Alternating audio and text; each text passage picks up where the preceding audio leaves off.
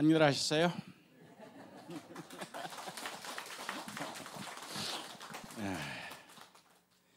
사실 이 개정교회에 오는 거는요, 이제 저는 이제 그만 왔으면 하는 생각이 좀 듭니다. 이게 두 가지 이유예요. 하나는 이제 은퇴한 후에 이렇게 자꾸만 특히 이제 이 개정교회 다른 날도 아니고 추수감사주일 1년에 제일 중요한 날이잖아요. 이 담임 목사님의 추수감사절 메시지 하고 싶은 게 있을 터인데 그때마다 이렇게 외부 강사가 와서 강단을 쓰니 이 담임 목사님이 아이고 학교 선생님이니까 할 수 없이 이제 오는 거는 받아는 드리는데 이거 나도 나름대로 추수감사절에 우리 개정교회 성도들에게 드릴 메시지가 있는데 그거를 할 수 있는 기회를 내가 뺏는 것 같아서 그래서 늘 죄송합니다. 그래서 내년부터는 나를 부르지 말라는 건 아니야. 추수감사절 피하고 다른 때 부르면 내가 언제든 내려올 테니까. 전체 그래도 그런데 이제 결국 제가 이렇게 계속 오게 된 것은 사실 저보다도 제 아내가 여기를 너무 좋아해요. 개정교회를 왜 이렇게 사랑하는지 모르겠어. 자기가 자기 남편이 담임한 교회도 아닌데 뭐 이렇게 그냥 개정교회. 그래서 일주일에 뭐 이렇게 1년에 한 번만 오는 게 아니라 수시로 또 여기 권사님 집사님들이랑 뭐 카톡을 하면서 말이죠. 뭐 송아지는 잘 있냐, 뭐 들밭에 뭐는 잘 자라느냐, 뭐 하면서 말이죠. 어쨌든 이 개정교회부터 받은 사랑이 아마 저희 집사람한테도 뭐 저도 마찬가지입니다만 그래서 이렇게 1년에 한 번은 여러분을 뵈야 그래도 1년을 잘 지냈구나 하는 생각을 갖게 됩니다. 어쨌든 우리 할머니 누님들 잘 계셔서 고맙고요. 저 형님 저 계시네. 건강하게 잘 계셔서 너무 고맙습니다. 이 개정교회 올 때마다 늘 이렇게 추수감사절에 이 데코레이션 이게 참 아름다워요. 그래서 늘 우리 집사람이 이걸 찍어가지고 가긴 가는데 오늘 특별히 눈에 띄는 게 저쪽에 지게. 우리 젊은 사람들 지게 몰라요.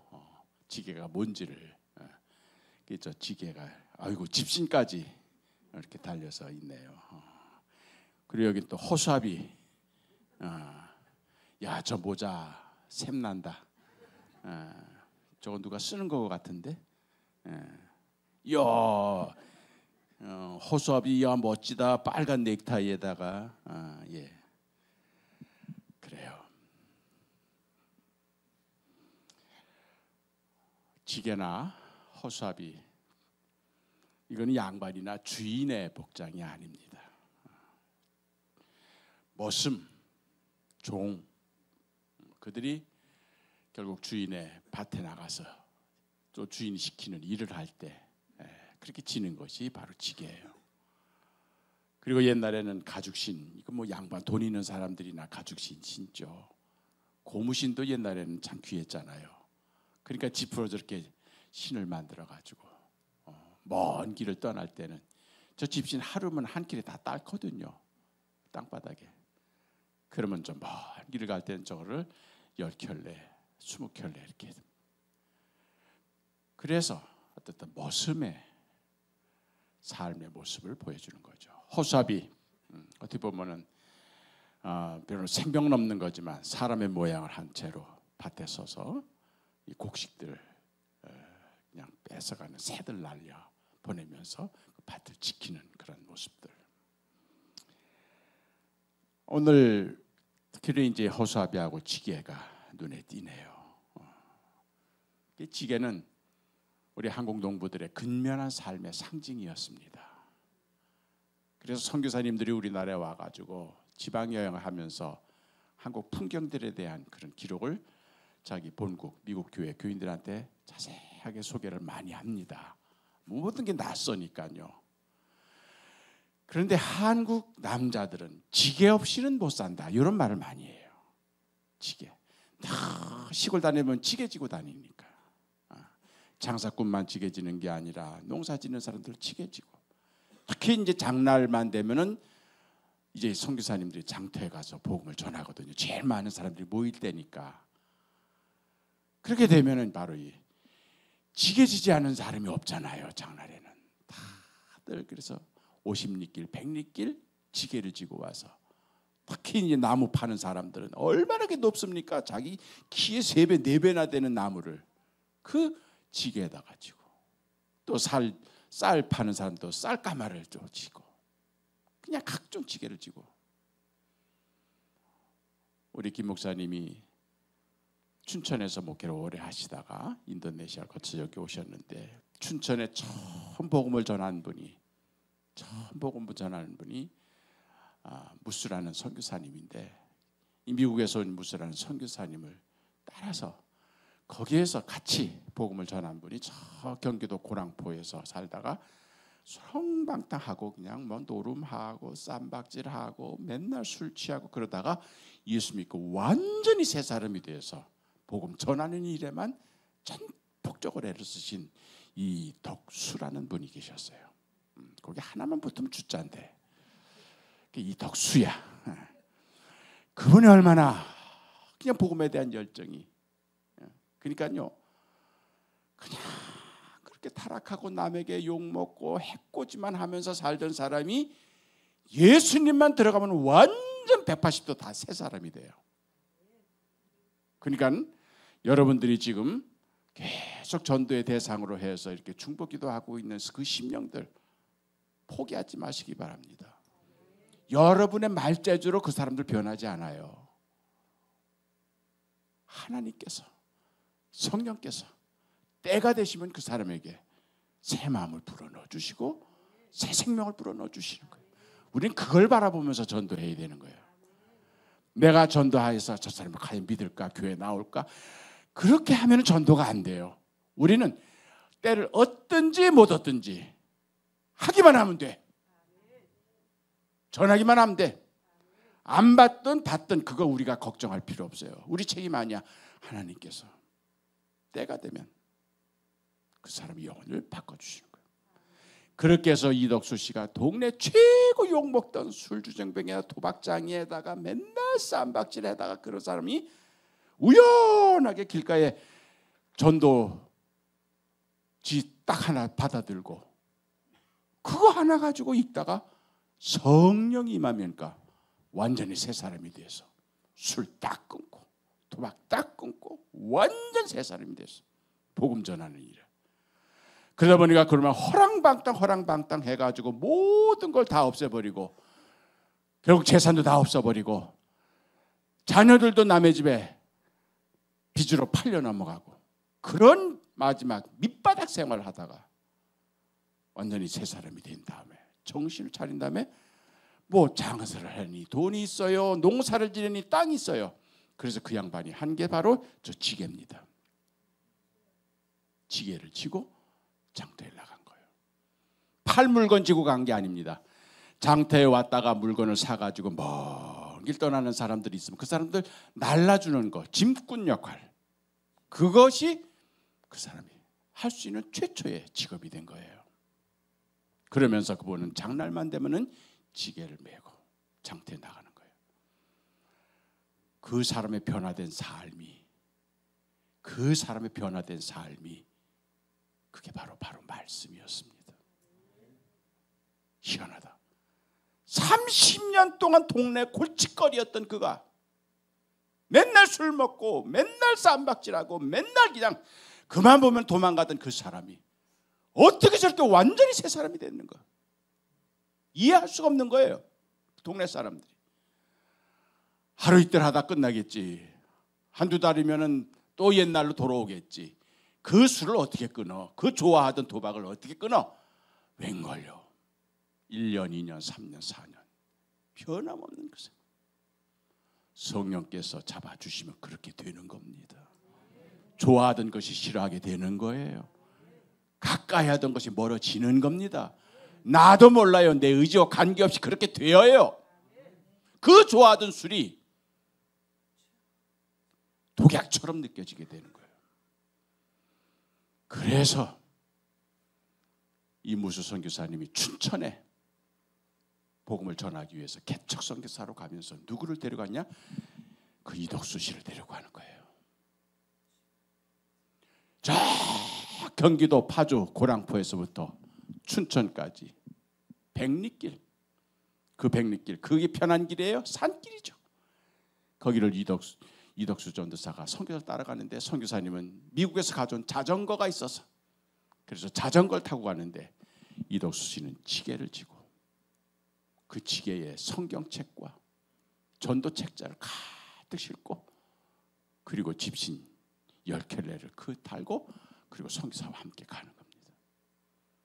도착한 날이, 춘천에 도착한 날이 마침 장날이었어. 장날에 사람들이 꽉 시장에 모였어. 거기서 이제 전도를 하자고. 그래서 사람들이 관심을 끌어야 되잖아. 그래서 장터에서 무수 선교사가 자전거, 그걸로 묘기를 보인 거예요. 이 춘천 촌놈들이, 여기 춘천 사람 없죠?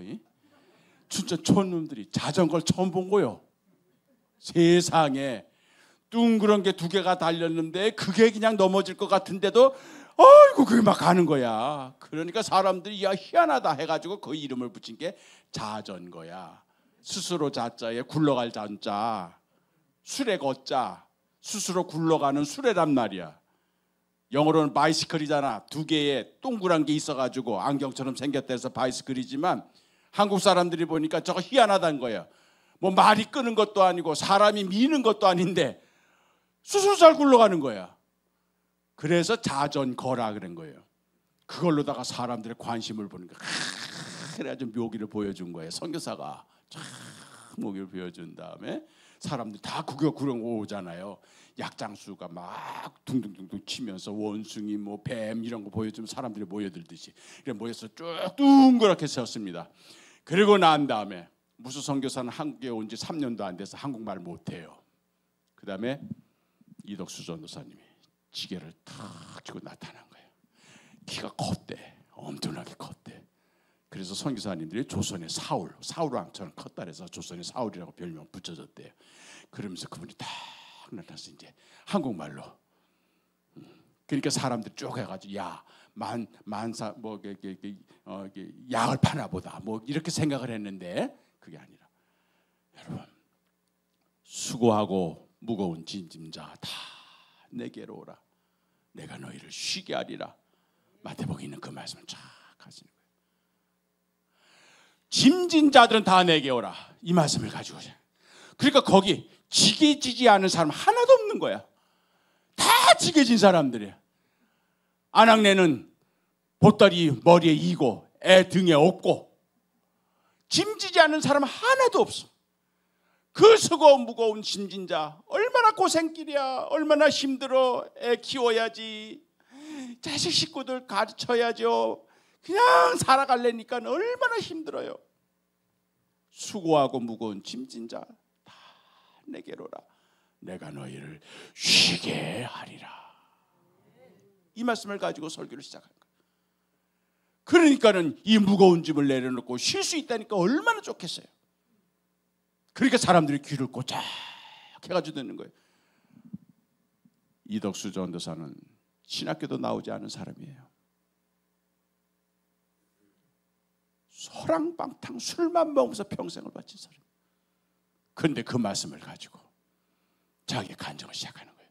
내가 예수를 만나기 전까지는 수고 없고 무거운 짐진, 거기에다가 허랑방탕, 도박쟁이, 술꾼, 안 해본 짓 없는 모든 죄악을 떼는 삶을 살다가 내가 예수 그리스도의 복음, 이 말씀 한마디에 내가 완전히 새 사람이 돼서 지금 내가 이렇게 행복한 삶을 살고 있습니다.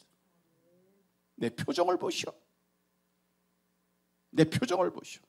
우리 믿는 사람들은요, 표정 가지고 전도해야 돼. 우선은 전도하는 사람들이 찡그려가지고 예수 믿을래 말래, 온갖 우거지상을 하고 가면서 여보 한번 읽어봐. 그래도 안 돼. 예수 믿는 사람들은 행복해야 돼. 항상 기뻐하라. 쉬지 말고 기도하라. 범사에 감사하라. 항상이 뭐예요? 잘 될 때만이야? 아니야. 안 될 때도. 범사의 모든 일에 자기가 원하는 대로 됐을 때만이에요? 아니에요. 안 됐을 때도. 오늘 찬양팀에서 첫 번째로 고른 찬송가 가사가 참 잘 될 때, 원하는 대로 됐을 때 기뻐하고 감사하는 것은 믿지 않은 사람도 다 해요.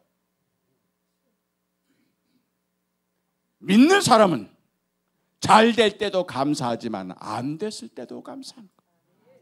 원하는 대로 됐을 때만 기뻐하는 게 아니라 안 됐을 때도 기뻐한다는 얘기예요. 항상 기뻐하라. 요맘때는 기뻐하고 요맘때는 슬퍼하고 이런 게 아니란 거야. 항상 범사에 감사하라. 모든 일에 감사하라. 어두운 일에도 밝은 일에도 건강할 때도 병들 때도 모든 일에 감사하라. 그러니까 세상 믿지 않는 사람들은 자기가 원하는 대로 됐을 때만 행복해. 그럴 때만 기뻐해. 근데 예수를 믿는 사람은 주머니가 두둑하든 주머니가 텅 비든 두둑할 때만 감사하는 것이 아니라 비었을 때도 감사하고 잘 됐을 때만 기뻐하는 것이 아니라 안 됐을 때도 기뻐하고 그것이 바로 믿는 사람이란 얘기예요. 그러니까 뭐가 더 행복해요? 있을 때는 행복하지만 없을 때는 우거지상에다가 신경질을 내고 짜증을 내는 그것이 행복한 걸까요? 있을 때든 없을 때든 잘 될 때든 안 될 때든 항상 기뻐하고 쉬지 않고 기도하고 범사에 감사하는 게 이게 진짜 행복이란 얘기예요. 예수를 믿으면 그렇게 된다는 거예요. 항상 기뻐하라, 쉬지 말고 기도하라, 범사에 감사하라. 이는 예수 그리스도 안에 있는 예수 그리스도를 모신 예수 그리스도를 믿는 너희를 향하신 아버지의 뜻이니라. 아버지의 소원이니라. 그렇기 때문에 하나님께서는 우리가 이 세상 살 때 행복하고 살기를 원하세요. 항상 감사하기를 원하십니다. 늘 기뻐하기를 원하십니다. 늘 웃으면서 살기를 원하세요. 우지상 그만, 내천자 그만, 환하게 웃으란 말이에요. 앞뒤 좌우로 환하게 웃어봐. 시작. 앞뒤 좌우로 좀 웃어봐. 의도적으로라도 웃어. 이게 바로 믿는 사람들의 행복이라는 거예요. 그러니까 이덕수 전도사가 지게를 지고 춘천 가서 그 얘기를 하면서 내가 왜 술을 먹었습니까? 세상살이가 괴로워서 먹었습니다. 내가 왜 도박을 했습니까? 내가 재주가 없으니까 사기를 쳐가지고 내가 돈을 벌려고 했던 겁니다. 내가 왜 쌈박질을 했습니까? 내 속에 불화가 터져가지고 화가 나서 자기가 원하는 대로 되지 않았을 때는 그냥 폭력을 휘두르고 그냥 그렇게 하면서 내가 살았으니 그때 내 삶이 진짜 행복했겠습니까?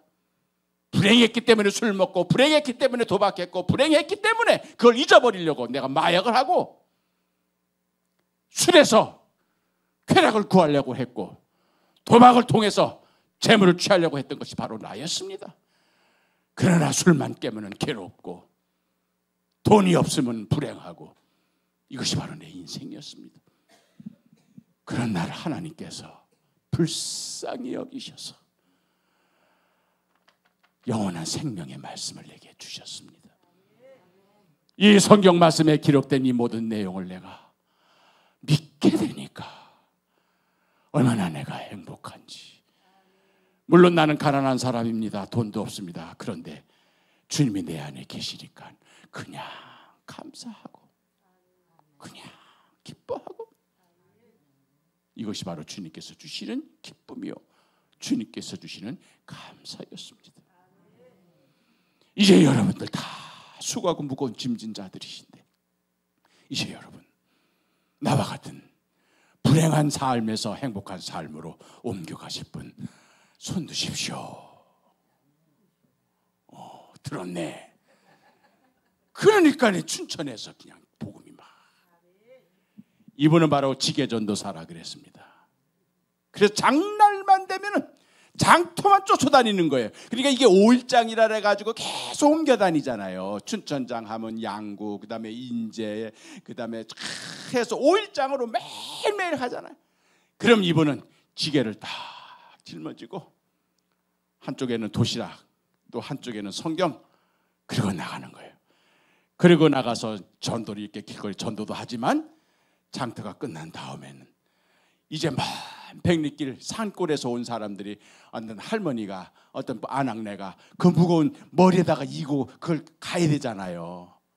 그러면 슬그머니 가서 제가 지어드릴까요? 그러는 거예요. 그럼 깜짝 놀래요. 처음에는. 돈은 얼마나 내야 돼요? 돈은 받지 않아도 됩니다. 무료로, 공짜로 그걸 지어주는 거예요.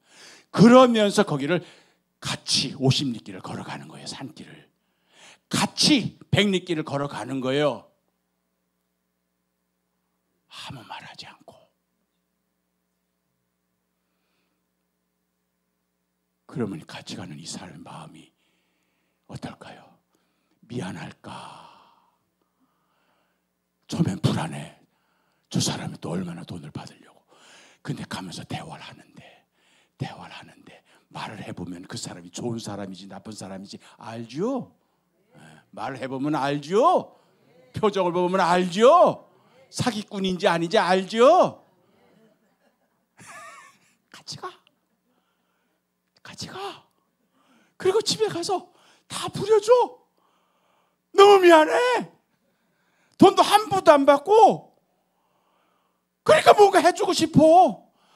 아이고, 밥이라도 한 술 뜨고 가세요. 그럼 밥 해줘. 그럼 먹어. 먹는데 이 사람은 그냥 먹어 안 먹어? 두 손 꼭 모으고 뭐해? 기도해. 하나님 감사합니다. 뭘 감사할 일이 있어? 돈 한 푼도 받지 않고 그 생고생길을 했는데. 근데 감사하대. 예수 믿는 사람은 그런 사람이야.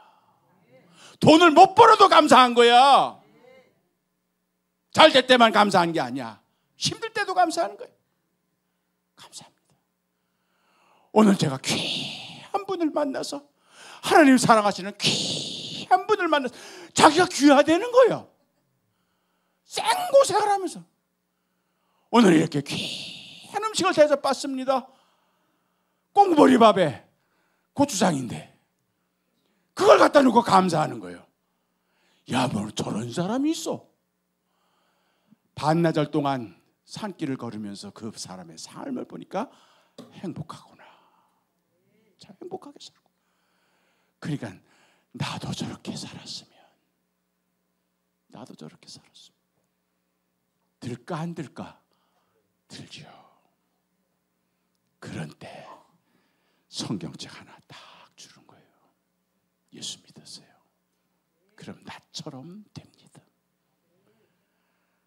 그게 바로 춘천, 화천, 양구, 강릉까지 다니면서 이 양반이 그렇게 전도를 하신 거예요. 그래서 강원도 동부연회가 바로 이덕수 전도사님 그 지객 전도다.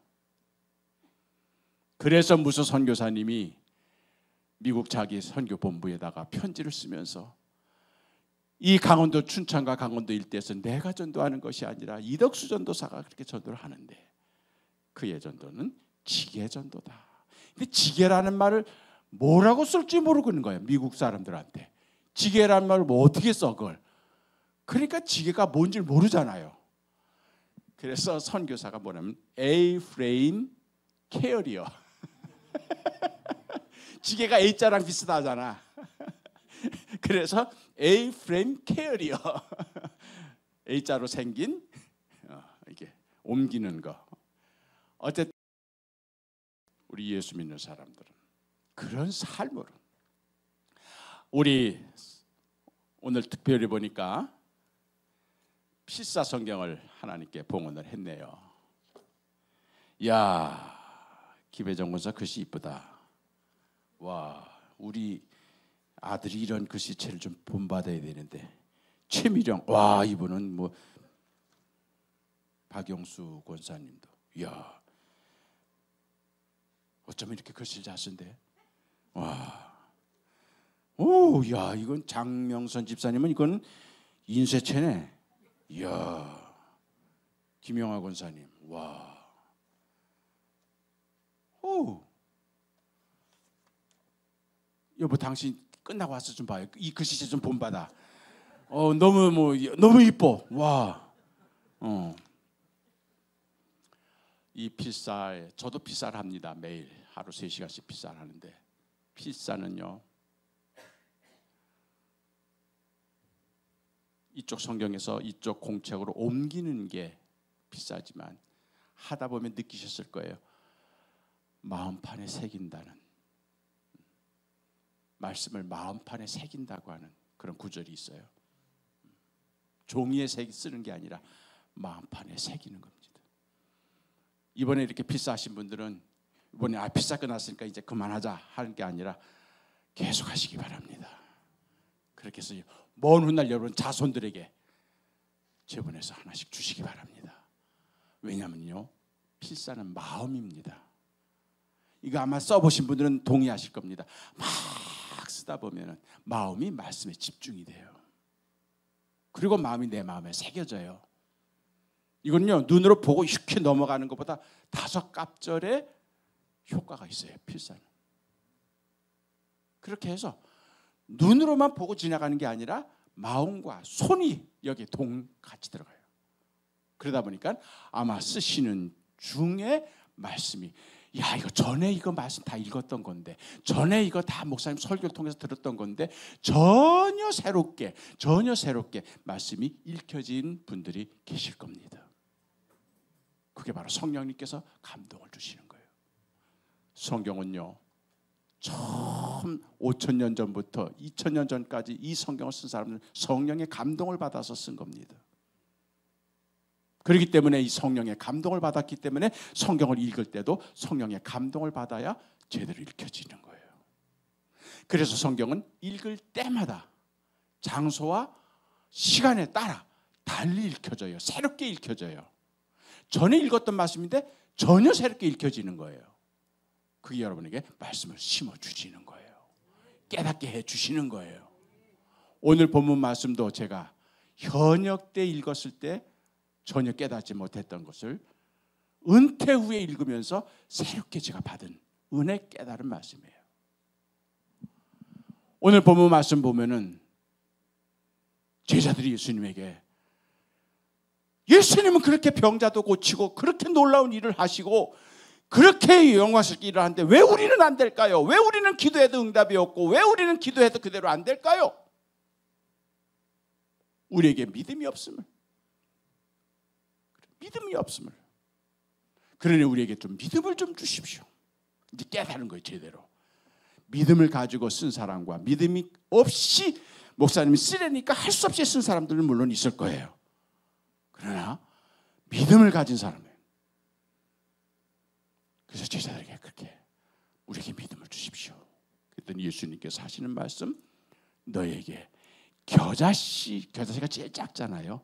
겨자씨 하나 같은 믿음만 있다 할지라도 이 뽕나무더러 바다에 옮겨 심어져라 하면은 그대로 순종하리라. 이런 말씀을 했어요. 이건 무슨 말씀인지 아세요?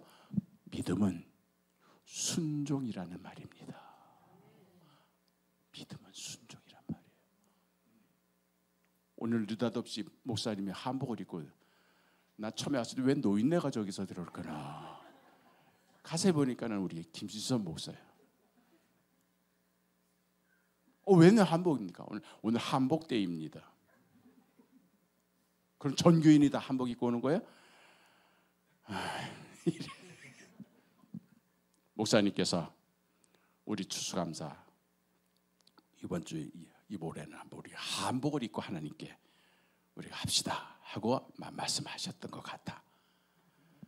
순종한 분들하고 귀찮게 그냥 한복 딱 나눠지네. 이렇게 귀찮음에도 불구하고 목사님 말씀에 순종해서 한복을 입은 성도분들에게 뭔가는 다른 하나님의 축복이 있으실 줄 믿습니다. 믿음은 순종입니다. 내게 편리하고 내가 좋고 나쁜 거 따지지 않고 하나님의 말씀에 순종을 하면 이 뽕나무가 바다로 옮겨지리라. 이걸 말씀해 주시오. 그런 다음에 예를 드셨는데 어떤 사람이 자기 집 하인에게 너 들판에 나가서 좀 일을 해라. 농사를 좀 지어라. 그리고 양도 좀 쳐라. 땡볕에 들판에 나가서 하루 종일 일을 했습니다. 올여름 얼마나 더웠어요. 진짜 더웠잖아. 그런데 주인은 집 안에서 시원하게 에어컨 켜놓고 쉬고 있었어. 그래서 여름 내내 들판에서 일을 하고 땀을 뻘뻘 흘리고 집으로 돌아왔는데 야 오늘 왜 이렇게 덥냐. 야 빨리 와서 좀 쉬어라. 샤워 좀 해라. 좀 쉬어라. 한마디 하지 않고 야 나 배고프다. 빨리 부엌에 가서 좀 밥 좀 차려. 쉬지도 못하게 하고 부엌으로 보내는 거예요. 그래 그 종이 어떻게 해요? 주인 시키는 대로 부엌에 들어가서 밥을 다 하는 거예요. 그리고 난 다음에 식탁이 차려졌습니다. 야 수고했다. 야 같이 먹을까?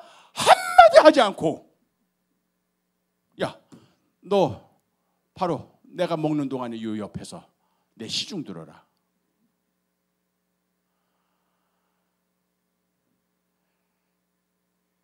여기서 주인하고 종의 그 모습을 보세요. 현역 때 이걸 읽었을 때는요 내 마음이 좀 불편했습니다. 뭐 저런 주인 놈이 있나? 저도 시골에서 머슴 많이 봤어요. 우리 큰 집이 잘 살았기 때문에 머슴이 있었어요. 머슴은요 그때 세경이라고 하는 거, 머슴 세경이라고 하는 거 추수한 다음에 그 쌀 몇 감아주고 그 장날마다 뭐 신발 사다 그게 전부야. 월급도 없어 보너스도 없어. 주인이 시키면 그대로 다 하는 거예요. 못된 주인 만나면 이렇게 된다는 거죠. 쉬지도 못하고 착취를 당하면서. 그래서 현역 때는 이걸 읽을 때 내 마음이 좀 불쾌했어요. 야 저런 무자비한 주인이 있나. 저런 주인 밑에서 그 머슴살이하는 종살이하는 저 사람 얼마나 불행하냐. 나는 절대 저렇게 못하겠다. 회사의 직장과 상사의 관계도 그럴 때가 있잖아요. 자기는 빼랑빼랑 놀면서 부하 직원한테만 다 시키고 커피 심부름도 시키고 이사하는 데까지도 날라와서 와서 이삿짐 날르라고 아주 못돼 먹은 상사 있잖아요. 또 그렇게 못돼 먹은 담임 목사도 없잖아. 있다고 말이죠. 전도사들 말이죠. 신학생들을.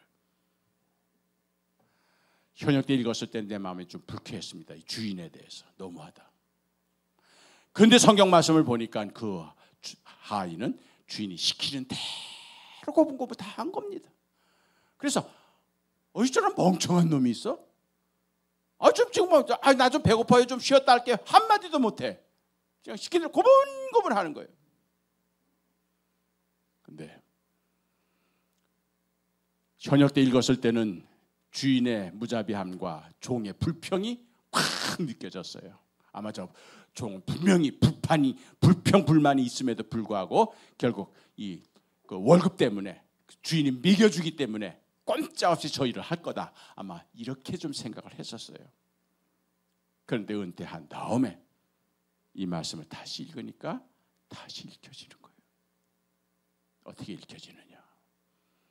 은퇴한 다음엔 제가 지금 학교 은퇴한 지 이제 6년이 됐잖아요.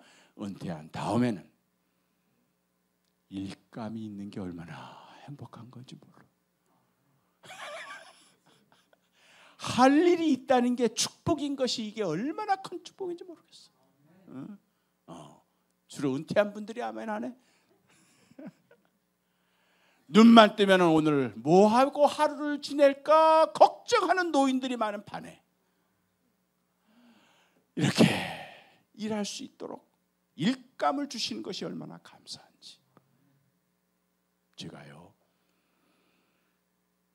현역 때는 말씀을 읽더라도 그렇게 읽히지가 않았는데 은퇴한 다음에 읽으니까 말씀이 새롭게 읽혀지는 거야. 이야, 이 말씀이 그런 말씀이구나. 이 말씀에 그런 뜻이 생겨져 있었네. 이야, 이 말씀의 깊인 그 뜻이 바로 여기 있구나 막 깨달아지는 거예요. 은퇴한 다음에. 그러니까 한편으로는 말씀의 감격을 느끼면서도 한편으로는 아이고, 이걸 내가 좀 현역 때 이렇게 깨달아야 했는데, 현역 때 이걸 그렇게 깨달았으면 내가 설교할 때 얼마나 멋들어지게 써먹었을 텐데, 은퇴한 다음에 이걸 이렇게 뒤늦게 깨우쳐지니 이건 버스 지나간 다음이지 뭐. 아쉬워. 아이고, 야, 이거 현역 때 내가 깨달았어야 하는데. 이 말씀을 가지고 새롭게 해석이 되니까 이걸 막 말씀을 전하고 싶은 생각이 드는데 전할 때가 어디 있어요? 은퇴한 사람을 누가 불러줘요? 개정교회 말고는 없잖아. 아쉬워요. 그래서 야, 이거 전할 사람은 우리 집사람하고 나하고 둘밖에 없잖아요, 집에. 그래가지고 아침 식사하기 전에 여보 내가 오늘 이 말씀 듣다가 이렇게 깨달았는데, 집사람 아이고 바빠 아이고 됐어 들으려고 하네. 그래서 결국 말씀을 받았는데 전할 기회는 없고 결국 그래 나한테 주시는 말씀이네 내가 하리라 해가지고 제 말씀 노트에다가 그냥 깨알같이 적어요. 그렇게 한 말씀 노트가 한 2권쯤 채워지니까 그때부터 이덕주를 부르는 데서 전화가 오는 거예요. 주일 예배 설교 좀 해주세요.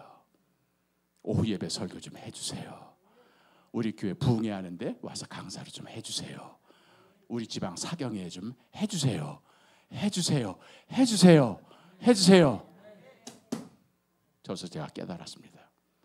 말씀을 먼저 주시고 전할 수 있는 기회를 주시는구나. 하나님께서 우리에게 말씀을 주셨을 때는 그거 말씀을 전할 수 있는 기회를 그 다음에 주신다. 순서가 말씀이 먼저다. 그렇기 때문에 우리 목사들은 말씀을 전하는데 집중하기보단 말씀을 받는데 집중해야 하겠구나. 우리에게 말씀을 주셨으면 어떤 식으로든지 그 말씀을 나눌 수 있는 사람을 보내주시고 공간을 허락해 주시고 시간을 허락해 주시는구나. 그래서 올 1년도 우리 김 목사님 못지않게 분주하게 지냈어. 이번 11월 한 달이 더 바빠. 어쨌든 하나님께서 말씀을 주셨을 때는 나눌 수 있는 사람을 허락해 주십니다. 여러분들이 필사를 하면서 말씀을 깨달았으면 전할 수 있는 기회를 주실 줄 믿습니다. 그 말씀을 전할 수 있는 사람들을 붙여주실 줄 믿습니다. 그리고 그것을 삶으로 실천하시길 바랍니다.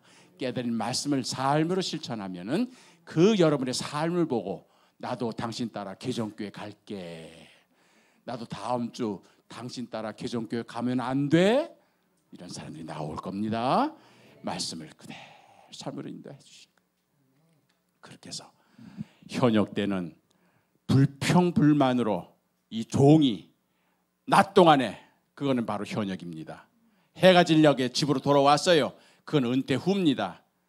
그렇게 해서 해질녘에 돌아왔을 때는 이제는 할 일 없겠지 했는데 주인이 또 일을 시키는 거예요.